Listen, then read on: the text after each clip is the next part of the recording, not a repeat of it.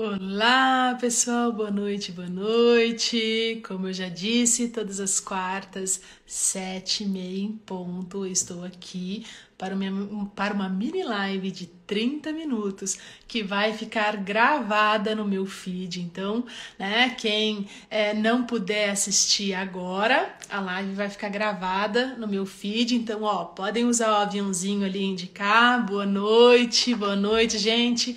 Hoje a mini live é sobre disbiose. Vocês gostam, de saber um pouco mais sobre disbiose, né?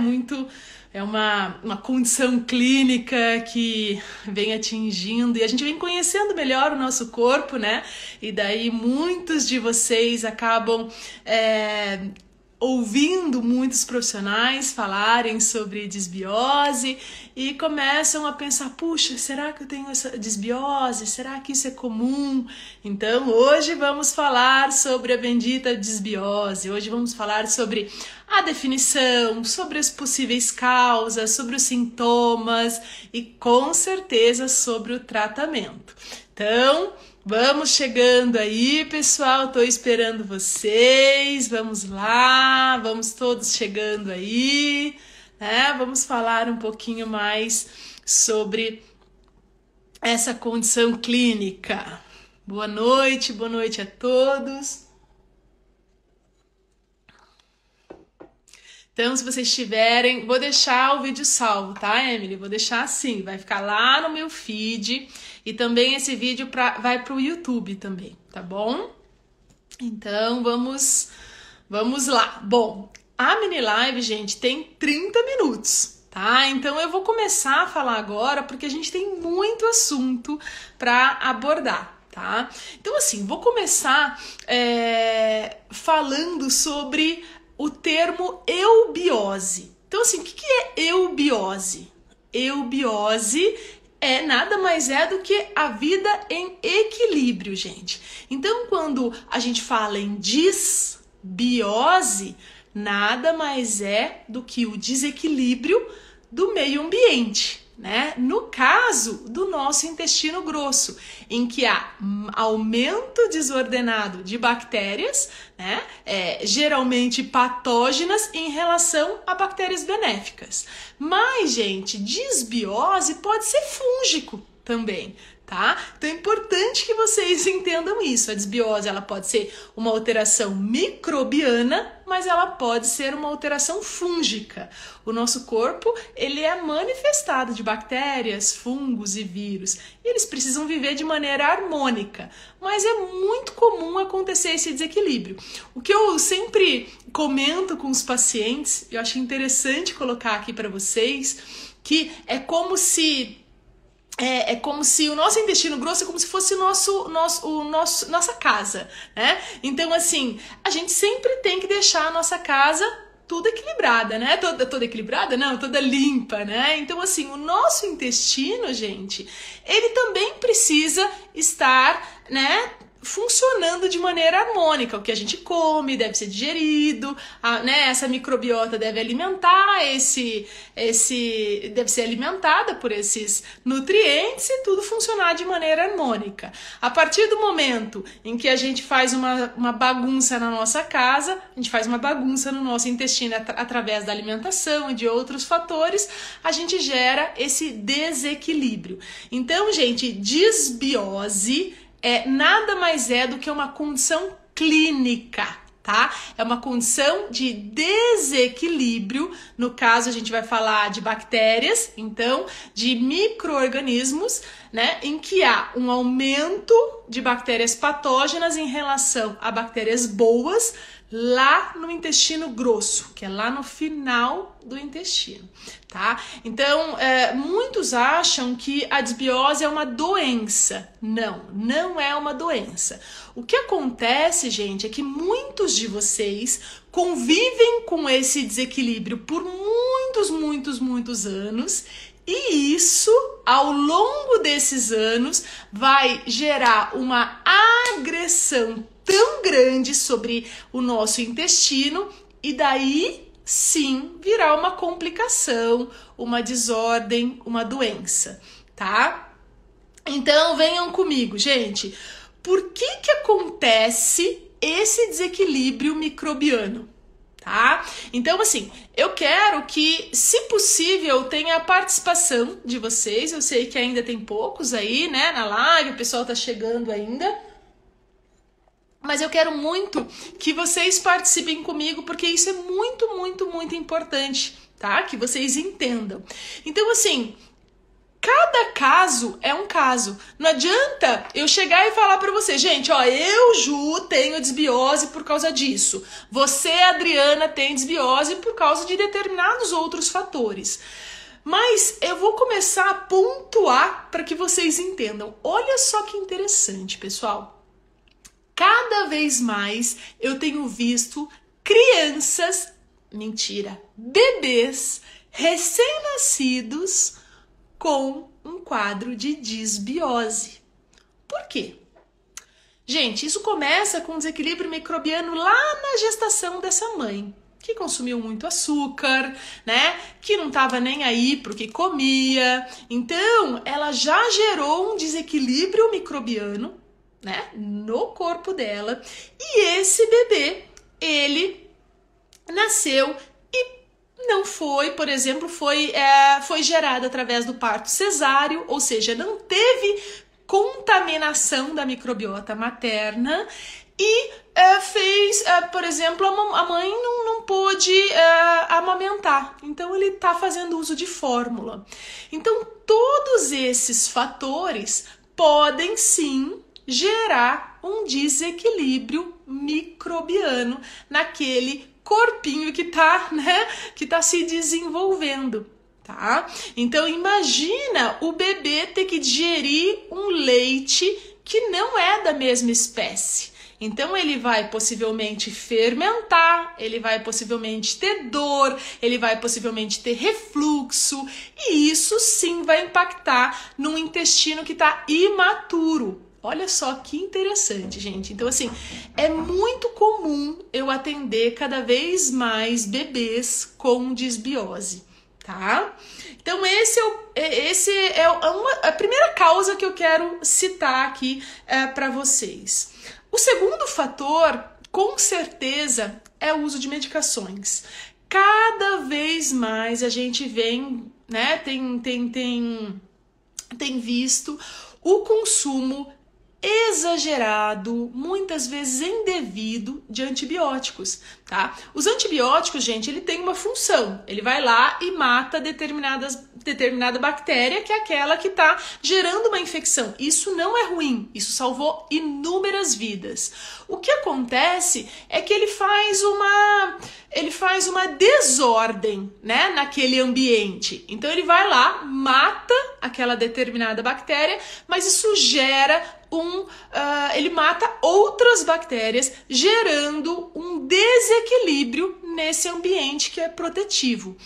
Então, o intestino que está lá já desprotegido, ele vai ser agredido. Então, você vai lá dar um tiro de canhão, né, numa formiguinha, mata tudo, destrói tudo e gera um desequilíbrio. E daí, para você restaurar essa microbiota, restaurar essa parede, ela é muito mais difícil. Então, muitas vezes, essa criança, esse adulto que já está comendo mal, que, né, já está com desequilíbrio, ele começa a ter infecções repetidas, né, e nunca vai sarar, tá? Outro fator, gente, que pode gerar uma disbiose, né, um mas um crescimento desordenado de bactérias lá no intestino grosso, são os IBPs, são os inibidores da bomba de prótons, mais conhecidos como agora me fugiu o nome, como omeprazol, como pantoprazol, como dexilante, ou como vocês quiserem, né? Existem várias formas, vários nomes hoje em dia nas farmácias. Então, o que eles fazem?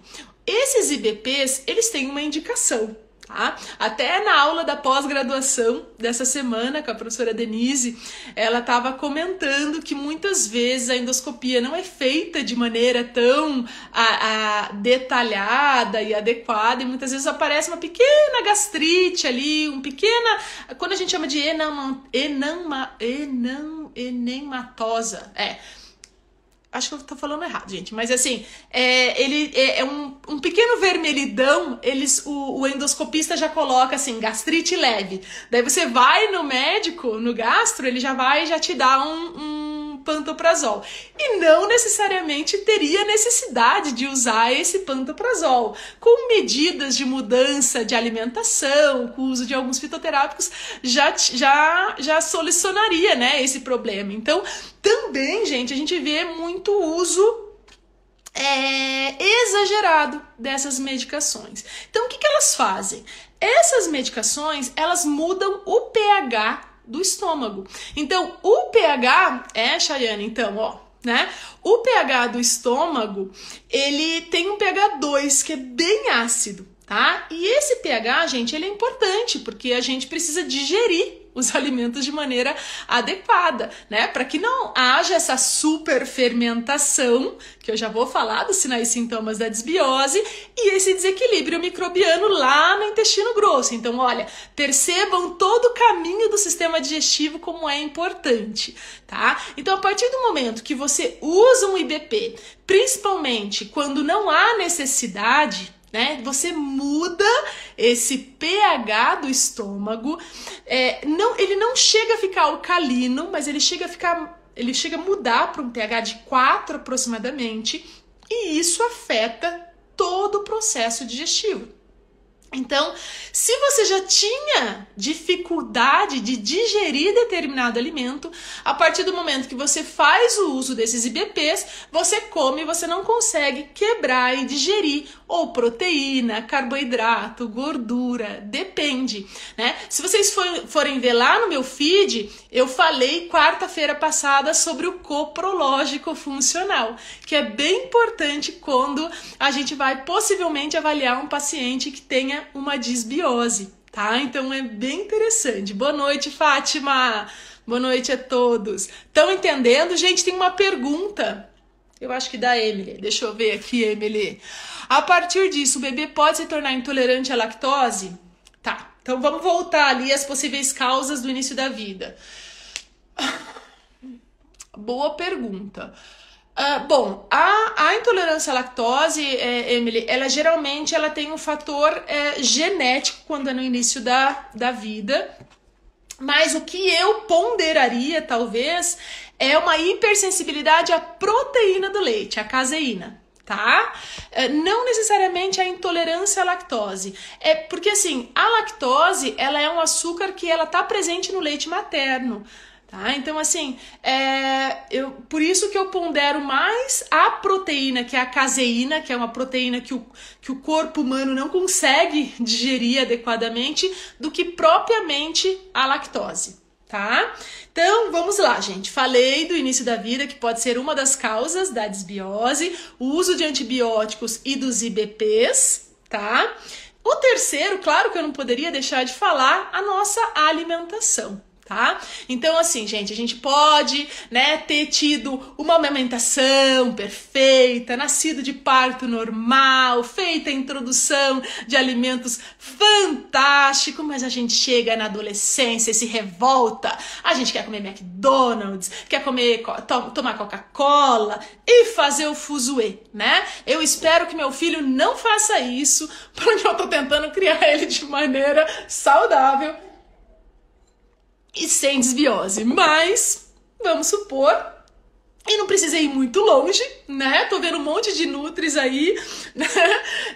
Não precisa ir muito longe, a gente vê isso frequentemente.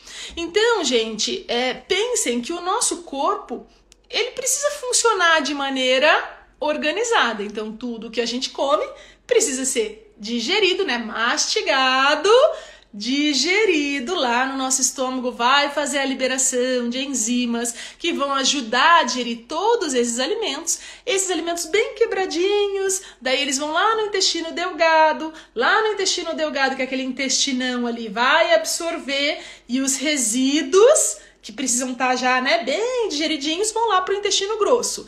Imaginem só vocês comendo um monte dessas porcarias, um monte desses açúcares. Gente, vai gerar uma desordem fermentativa muito grande. Por quê? Porque a quantidade de açúcar que tem na Coca-Cola, a quantidade de açúcar ou de carboidratos que tem num lanche, né? A velocidade que vocês não, né? Mas que esses adolescentes comem, eles mal mastigam, né? Eles tomam a Coca-Cola, enfiam o sanduíche, comem um bolacha recheada, tudo numa vez só, né? Imagina o trabalho do estômago, gente. É uma coisa louca o trabalho desse estômago.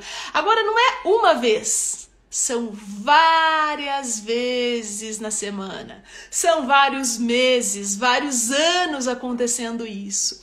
Então, se for uma vez ou outra de maneira esporádica, o sistema digestivo, ele não é tão assim, né, tão fresco assim. Ele é feito para digerir. Tá? Mas ele tem que tá tudo em ordem. Agora, o problema é você ir lá e dar uma cacetada sempre, né? Vai lá e come mal, vai lá e mastiga rápido, vai lá e sai correndo. Então, assim, não tem como o nosso sistema digestivo funcionar de maneira adequada. Por isso, gente, que é muito importante a gente prestar atenção no que a gente está comendo. Porque, claro, você vai tentar digerir um alimento sem mastigar, não rola. E isso vai ser extremamente agressivo para o teu sistema digestivo. Então é muito importante a gente prestar atenção nisso, tá? Então, essa mudança desses hábitos alimentares, elas são fundamentais e elas são das causas mais importantes. Quando você vai a um gastroenterologista, é muito raro, ele já chega com um inibidor da bomba de próton, com um omeprazol, um pantoprazol, mas é muito raro ele falar em alimentação. Ele fala de maneira bem geral, né? Então, assim, e esse seria o básico, porque se você não muda o teu comportamento, você volta a gerar agressão, não importa qual medicação você usa, tá? O quarto fator, gente, causal para gerar todo esse desequilíbrio fermentativo que a gente vai falar dos sinais e sintomas é o consumo de bebida alcoólica. Então, a bebida alcoólica, ela realmente é extremamente agressiva para esse ambiente intestinal, para essa parede intestinal, tá? Então, ele faz uma desordem.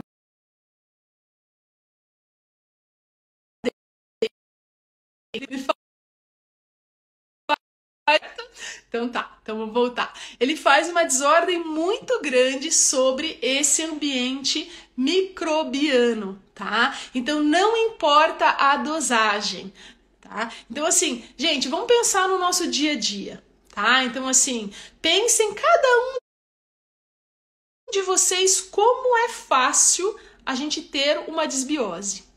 Então vamos lá.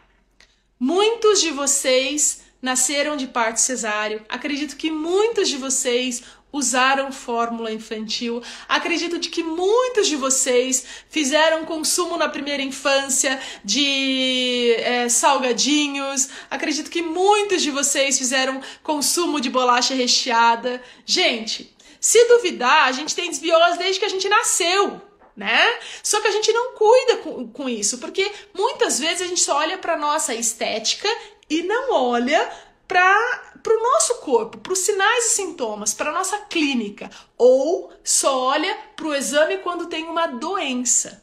É cada vez mais comum eu avaliar uma criança e ela já ter uma doença autoimune. Isso vem da onde, gente? Isso vem provavelmente do início de desbiose, né? Então, assim, quando esse paciente ele está agredindo tanto o corpo dele que está gerando todo esse desequilíbrio. A gente chama de hipermeabilidade ou leaky gut. Então é muito importante a gente prestar atenção nisso. O que a gente está fazendo com o nosso organismo, tá? E o quinto fator, e não menos relevante, é o estresse. Hoje em dia a gente tem cada vez mais se estressado, né? Hoje em dia a gente não vive um estresse agudo, que é muito... Era para ser comum, né? A gente viveu um estresse pontual. Na verdade, a gente vive um estresse que é crônico. Todos os dias a gente está tentando lutar, né? Eu brinco que é luta ou fuga, luta ou fuga, luta ou fuga. A gente está sempre estressado. E esse estresse, ele consequentemente, ele impacta sobre os nossos hábitos alimentares, ele impacta sobre a nossa saúde mental, ele impacta sobre a nossa musculatura de intestino, né? Hoje eu brinquei que eu fui lá, brinquei não, né? Mas assim, hoje eu fui lá no meu contador, vi meu imposto de renda, falei, caramba, meu Deus do céu, que vontade, né? Bebê, que vontade de ficar, né? Porque assim, você fala assim, meu Deus do céu, como que eu vou fazer isso? Como que eu vou pagar isso? E a gente já fica estressado, e daí, muitas vezes, já dá vontade de comer um doce, já dá vontade de beber, já dá vontade de enfiar a cara no chão, né? Se esconder porque você tem que pagar o troço.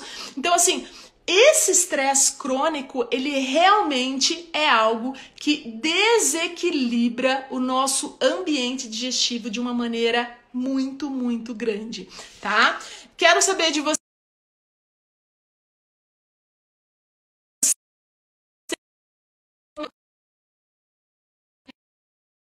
Vamos voltar porque estão tentando ligar para mim. Ó, qual desses fatores mais impactam vocês, tá? Então, ou todos, porque não necessariamente precisa ser um, tá, gente? Podem ser todos. Mas vamos lá, vamos tentar se observar em relação aos sinais e sintomas. Esses sinais e sintomas, eles precisam ser recorrentes. Então, quando isso tá te perturbando, gente, já há mais de um mês, sabe? E você não sabe identificar o que está acontecendo, porque isso é muito comum.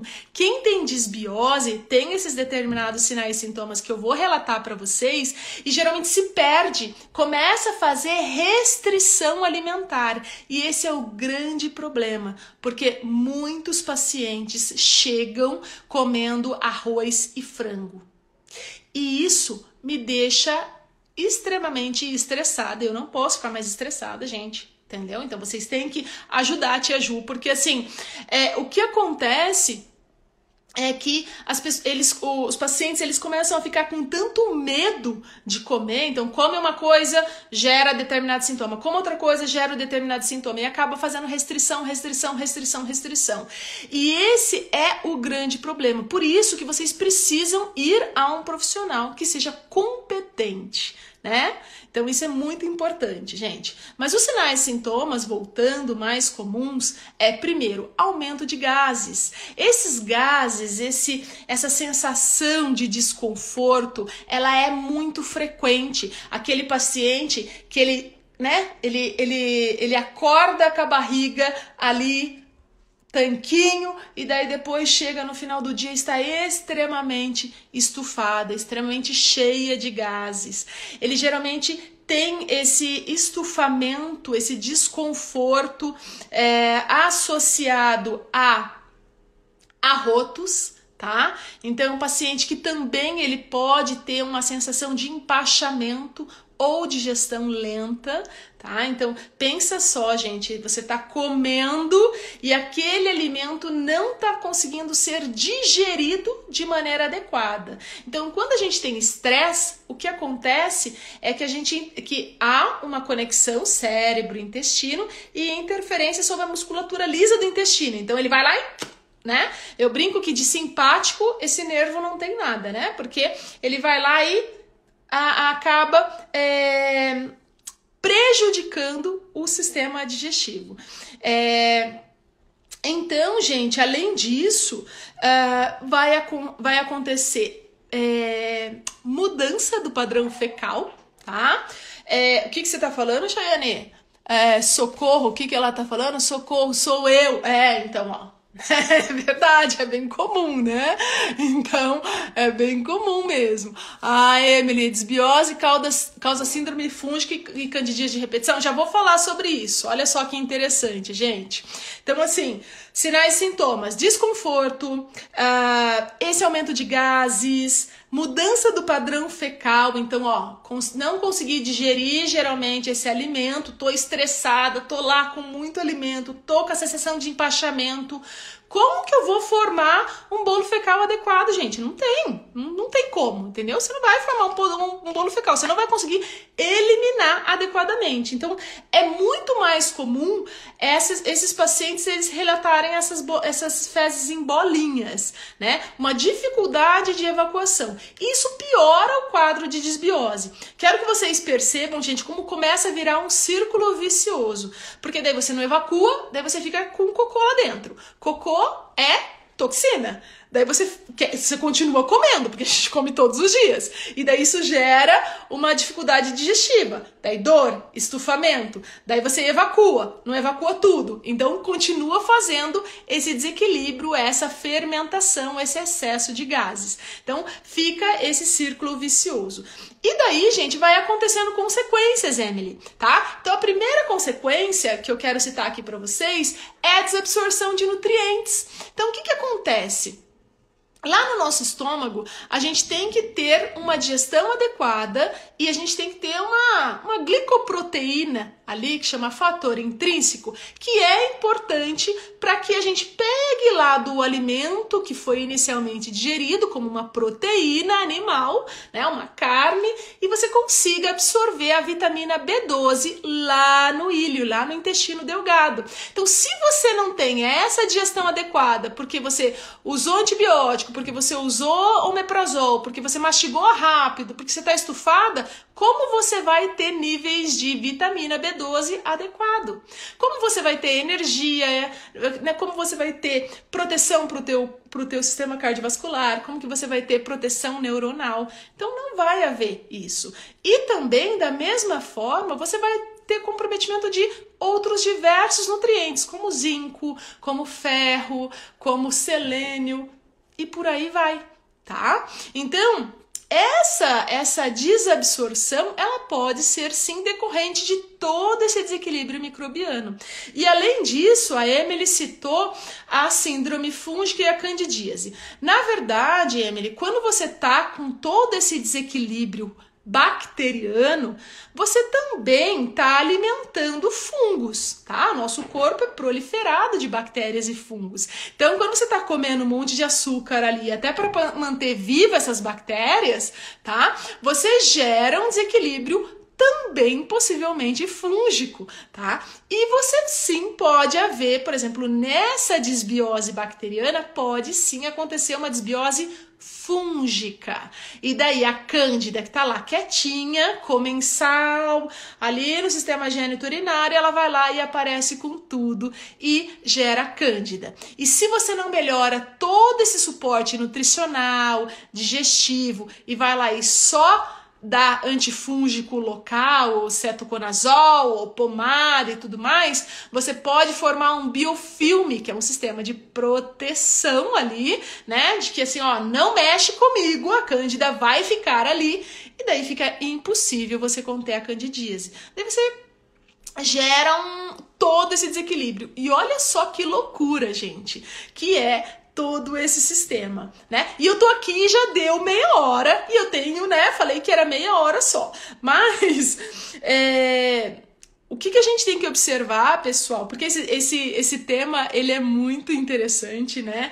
Mas o que a gente tem que observar é que para o paciente, ele tem que entender, então, que esses sistemas, que esses sintomas, eles são crônicos, que está ligado a esses fatores causais, e a gente precisa mudar tudo isso. Por quê? Porque como eu citei aqui essa condição de desequilíbrio como a nossa casa, quando ela tá toda bagunçada, o que você tem que fazer? Chamar a faxineira, tirar marido, filho e fazer a organização. E é por isso que o tratamento ele é pautado em 4 etapas. Então não adianta a gente começar assim, vou limpar só uma parte, vou cuidar só de um pedacinho, vou diminuir o consumo de lácteos, mas só um pouquinho, vou beber um pouquinho menos. Gente, infelizmente não dá. Por quê? Porque pensem que o teu corpo está sendo povoado todos os dias. A tua casa, ela entra a gente todo dia. Então, se você limpa um pouquinho, bagunça um pouquinho. Limpa um pouquinho, bagunça um pouquinho. Então, nunca você vai arrumar essa desbiose se continuar, né, fazendo essa conduta ali bem de pouquinho. Alguns pacientes, eles são muito complexos, porque eles têm dificuldades comportamentais ali, de família e tudo mais, e daí a gente tira o primeiro mês para fazer esse ajuste, essa adaptação. Mas, gente, essas 4 etapas, a primeira etapa eu tenho que retirar todos os patógenos, tudo que tá me matando eu tenho que tirar. Então, daí vem os FODMAPs, que são os alimentos que são mais fermentáveis, né? Então, vem os açúcares, vem as leguminosas, vem os polióis, vem o trigo, vem todos esses alimentos. E vem daí a importância de você cuidar desse trato digestivo, de você priorizar uma alimentação mais facilmente tô com dificuldade, vamos lá. De uma alimentação mais cozida, que ela é mais facilmente digerida, comer em poucos volumes, fazer, por exemplo, o uso do própolis, porque daí ele tem uma ação antimicrobiana. Eu sempre indico 15 a 20 gotas 3 vezes ao dia, fazer o coprológico e daí a gente montar algumas enzimas digestivas. Muitas vezes, se está associado a uma desbiose fúngica, você tem que usar algumas substâncias antifúngicas. Se esse paciente ele tem um SIBO, que é um super crescimento bacteriano, que eu vou falar nas próximas mini lives, algumas vezes tem que usar antibiótico. Então você viu como que é importante a gente entender esse paciente e cuidar. Depois, a segunda etapa, gente, é a segunda etapa que eu vou fazer os testes. A gente organizou ali o corpo, a etapa, daí eu vou fazendo os testes. Como que tá essa digestão sem as enzimas, né? Para que daí, na terceira etapa, a gente consiga já organizar esse sistema, organizar como que vai ser a tua alimentação. Porque, pessoal, quem tem desbiose, quem tá com a alimentação toda desorganizada, não adianta que não é interessante você voltar a uma alimentação desorganizada. Esses cuidados com a alimentação, eles devem existir. Só que não vai ser tão restritivo assim. E daí a gente vai, depois usando o probiótico, glutamina, protegendo esse ambiente microbiano. Então é etapa a etapa. E não existe melhor diagnóstico do que a clínica. Você pode fazer um mapeamento microbiano, mas eu acho que é gastar dinheiro à toa, tá? Então, quem conhece, quem sabe, porque hoje em dia tem muitos profissionais que falam em modulação intestinal, mas não tem determinado conhecimento, né? E eu falo isso, gente, porque eu fiz modulação intestinal, eu estudo há 10 anos sobre intestino, eu tô fazendo pós-graduação em gastroenterologia funcional e eu aprendo todos os dias, tá? Então, assim, é algo que a gente precisa prestar bastante atenção nisso, tá? Posso usar o própolis durante a gestação? Não é interessante usar o própolis durante a gestação, tá, Leia? Então não existem artigos que demonstram isso. E a desbiose durante a gestação é uma das coisas mais difíceis de serem tratadas. Por isso, Leia, se você tá gestante, se você tem esses sintomas, o cuidado com a alimentação e a busca de um profissional é bem importante. Geralmente, na gestação, existe uma diluição desse suco gástrico, uma dificuldade um pouquinho maior de digerir determinados alimentos, e tem muitas gestantes que sim tem uma desbiose. Eu uso muito, Leia, se você quiser fazer o teste, eu uso muito uma colher de sopa de vinagre de maçã. Compre um vinagre de maçã bom, orgânico, e use uma colher de sopa de vinagre de maçã antes das refeições, mais ou menos ali uns 10 minutos antes das refeições, porque o vinagre de maçã, ele tem uma ação que ele vai ajudar a aumentar a produção de ácido clorídrico, então ele vai ajudar nessa melhora dessa digestibilidade, tá bom? Própolis verde em cápsula também serve? Também serve, tá? Então a dosagem de mais ou menos 300 miligramas é uma dosagem boa. Eu adoro o própolis em gotas, tá? Então a tintura de própolis eu prefiro, tá? Mas é uma preferência, tá? Então eu acho melhor. Tá? Mas assim, gente, esse cuidado ele precisa ser muito individualizado, tá? Então, dependendo das alterações que esse paciente tem, a gente precisa fazer todas essas etapas individualizadas. Então, assim, essa mini live aqui, ela não substitui uma consulta, sabe? Então é muito importante, porque como eu falei, cronicamente, se você vai deixando isso, vai tendo intestino preso, gases, estufamento e toda essa desordem microbiana, isso vai gerando uma agressão e continua com os hábitos ruins, isso vai gerando uma agressão nessa mucosa. E se você tiver, por exemplo, algum fator genético ali, mais uma predisposição maior a alguma doença autoimune, essa pode ser a chance dessa doença autoimune se manifestar.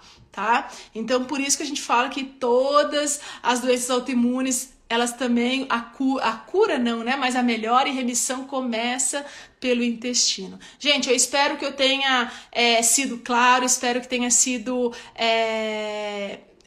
esclarecedora essa mini live. Como eu falei, eu prometi 5 minutos, eu prometi 30 minutos de live.